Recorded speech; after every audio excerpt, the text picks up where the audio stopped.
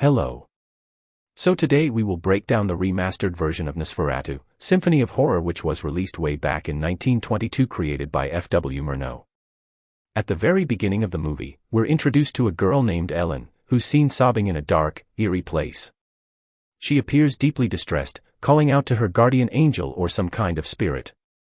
Repeatedly, she pleads, "Come to me." To her surprise, something, or someone, answers her call.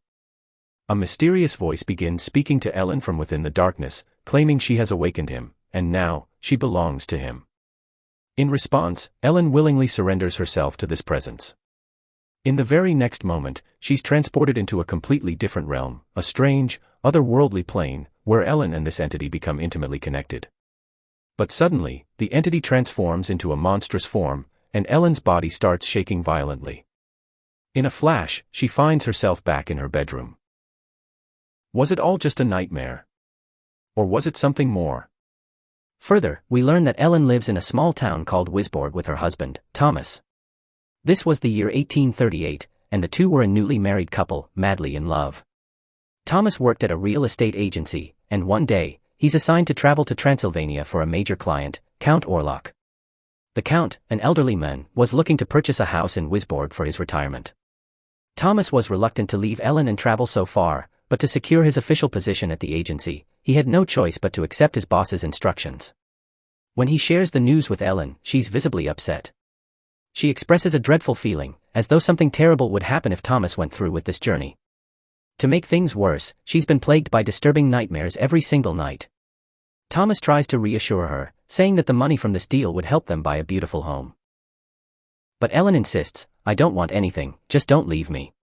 Still, Thomas has responsibilities to think about. So, he decides to leave Ellen in the care of his friend Friedrich and his wife Anna before setting off.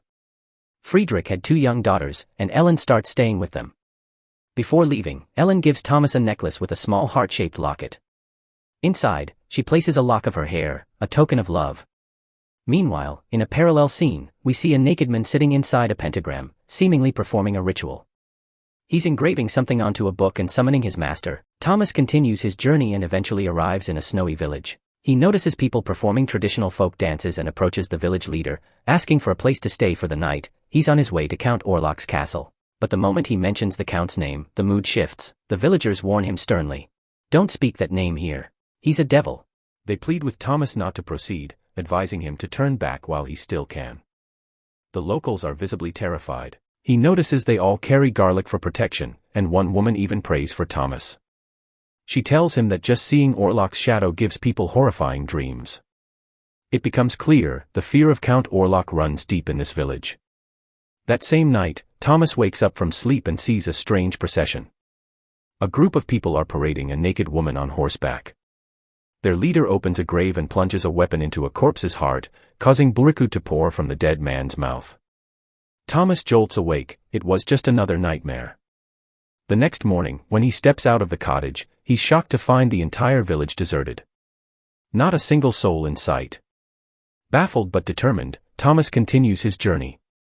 After traversing icy paths, a mysterious carriage nearly runs him over. It turns out, this carriage was sent specifically to bring him to the Count's castle. Thomas boards it and reaches the castle, but by now, he's feeling extremely ill. Still, he musters up the strength to meet Count Orlok. Inside, the castle is engulfed in shadows, and the Count appears truly terrifying. Thomas grows uneasy. Orlok speaks in a cold, harsh tone, "You're late. From now on, address me not as Count, but as my lord." He offers Thomas dinner, and while cutting bread, Thomas accidentally slices his hand. Seeing the blood, Orlok offers to dress the wound himself. The look in his eyes is enough to make Thomas faint, and we still don't get a clear view of Orlok's face. But it's obvious, he's no ordinary man. He looks just like a vampire, like Dracula. Back in Wisborg, Ellen and Anna take the kids for a walk. We learn that Ellen is a kind soul, with a pure and innocent heart, almost childlike in her thoughts. Meanwhile, Thomas regains consciousness inside the castle, but Orlok is nowhere to be seen. As he wanders the halls, he notices something strange in a mirror, a reflection that doesn't make sense. That night, Orlok begins drafting documents in an unknown language and asks Thomas to sign them. When questioned, Orlok explains it's the ancient language of his ancestors and that it simply states he's purchasing a house through Thomas's agency. Thomas hesitates, but fearing for his life, and tempted by the commission, he signs the papers. Orlok then demands to see Ellen's locket. Thomas hands it over, but the Count refuses to return it. Instead, he gives Thomas a pouch of gold coins as payment. Thomas asks to leave and demands his locket back. But before anything can happen, he blacks out again, waking in total confusion. He now discovers 2 bite marks on his chest, unmistakable signs that something sinister happened. Terrified, he grabs a shovel and ventures into the castle basement. There, he finds a coffin. When he opens it, Orlok's decaying body lies inside. Thomas picks up an axe to kill him, but suddenly, Orlok awakens. Panicked, Thomas runs. We then see Orlok holding Ellen's locket and chanting something in Latin, saying, "Your husband is lost, now dream of me." It's clear he's casting some kind of spell. Back in Wisborg, Ellen begins showing signs of possession. At the castle, Orlok, now fully transformed into a vampire, bites Thomas and begins feeding on his blood. Count Orlok is indeed a Dracula-like creature. Back in Wisborg, Dr. Wilhelm becomes concerned about Ellen's rapidly deteriorating health. He tells Friedrich that she may be suffering from some severe mental stress. As they speak, Ellen begins muttering in a strange, unsettling manner, and the doctor is forced to sedate her. Meanwhile, Thomas takes the opportunity to escape the castle. He slips out through a window and jumps into the river. Ellen, in Wisborg, is devastated.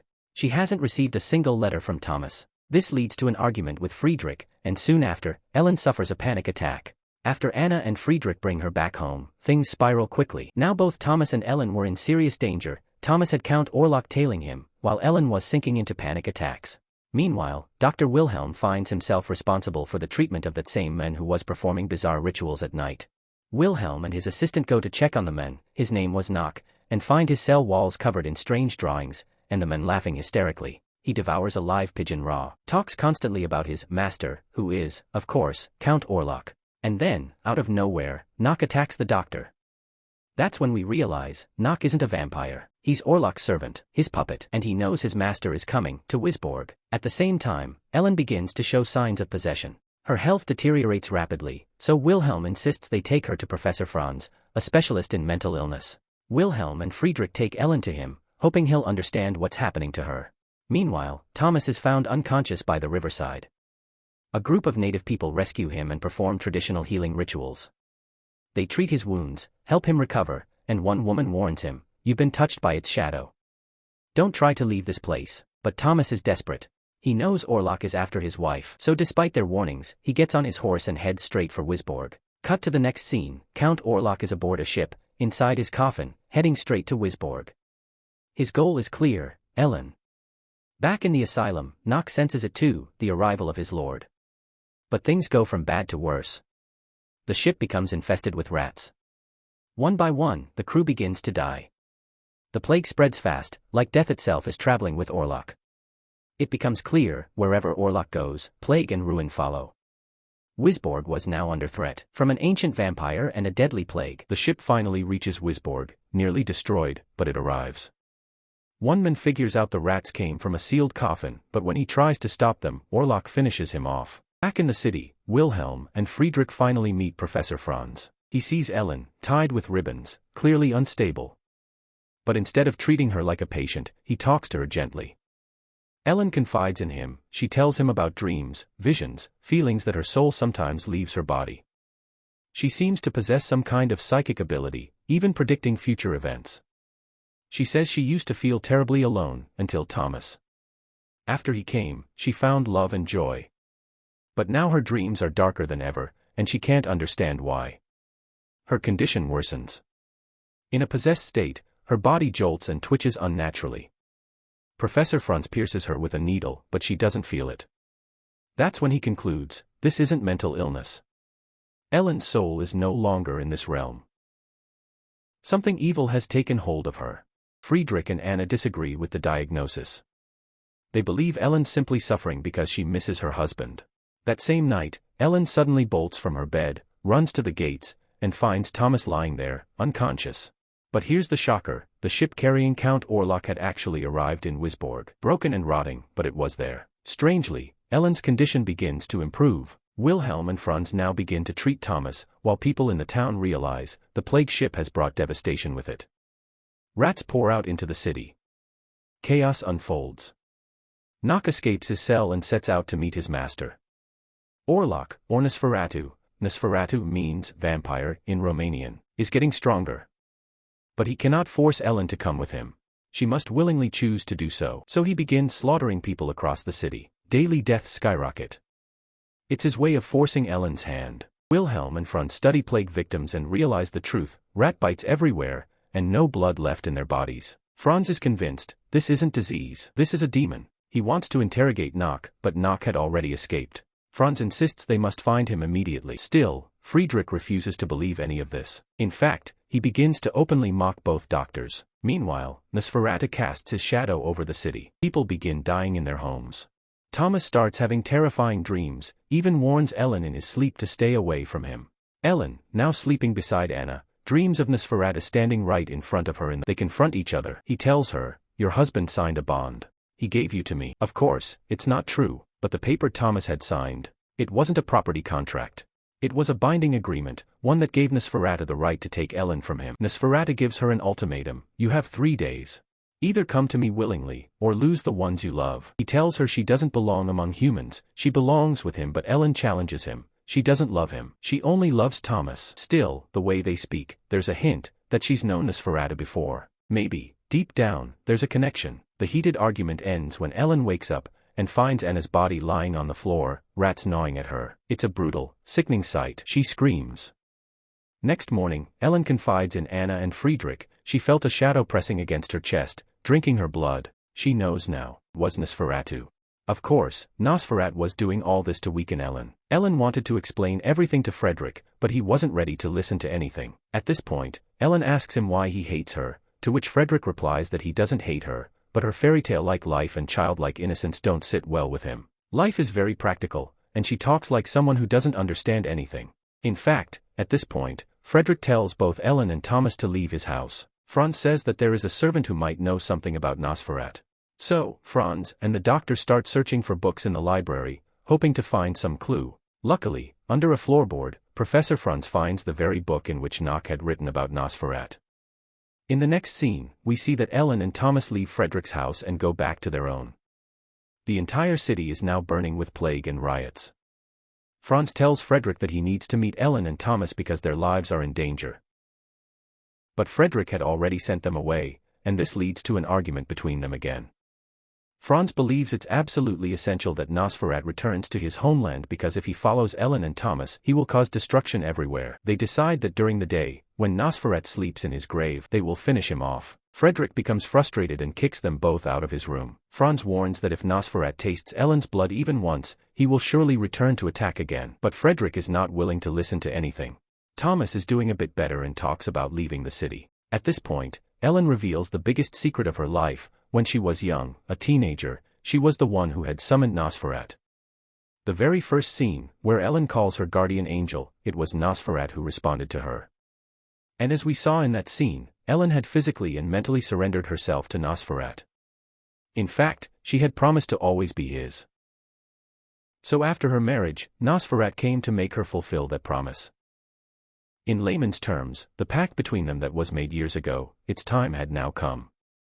We come to understand that Ellen was a psychic who could connect with such entities, and using this ability, she even had a physical relationship with Nosferatu. But when Thomas came into her life, she forgot her promise to Nosferatu and gave everything to Thomas. Because of that, not only she but her family and the whole town were suffering Nosferatu's wrath. At this point, Ellen gets furious and becomes possessed again. But even after seeing and knowing all this, Thomas's love for her doesn't lessen. In fact, they even become physically intimate. Thomas promises Ellen that he will never leave her alone. After reading the book, Franz realizes that the only way to defeat Nosferatu is through Ellen. On the other hand, Anna sees that Nosferatu is drinking the blood of both her children, and even she is not spared. The next morning, Friedrich's 2 children and Anna are buried. Now, everyone decides that the time has come to end Nosferatu. Thomas, Franz, and the doctor set out to find Nosferatu's coffin, deciding that once they find his grave, Thomas will drive a stake through his heart to finish him off. Franz says that it will definitely work. He also advises Ellen that all the evil humans see outside also exists within them. So, if one wants to fight evil, they must first fight the darkness within themselves. As they're leaving, Franz says, "Only you can finish Nosferatu. You are the path to salvation for all of us." He adds, "Tonight I will keep your husband busy so you can finish your unfinished task." At this point, Ellen has understood everything. Returning home, she gives courage to Thomas. Then Thomas, Franz, and the doctor set out to find Nosferatu's graves. Friedrich visits his wife Anna's grave and kisses her one last time. But when the other three arrive, they find that Friedrich, out of grief, has taken his own life. It's a heartbreaking scene, but the three have to move on because they must find Nosferatu's grave. We then see Ellen preparing herself while the other three head toward the castle that Nosferatu had bought. But when they open the coffin and stab it with a stake, they discover that Nosferatu isn't inside, it was actually Knock. Thomas realizes that Nosferatu has gone in his place to chase Ellen. At home, Ellen summons Nosferatu, and when he arrives, she tells him that she will fulfill her promise. She now fully accepts Nosferatu as hers, and the two kiss. They become intimate, and Nosferatu sinks his teeth into Ellen's chest to drink her blood, marking their unity. And Ellen doesn't resist at all. As they become one and Nosferatu is soaked in his lover's blood, morning arrives.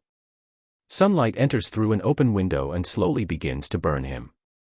He doesn't even realize that Ellen had tricked him, he just didn't want to leave her. Meanwhile, Ellen, due to excessive blood loss, dies right there on the bed alongside Nosferatu. When Thomas returns, he finds both of their corpses on the bed, which breaks his heart. So, we can say that Nosferatu is now gone, and with his death, the plague in the city also disappears. The end. Thanks for watching.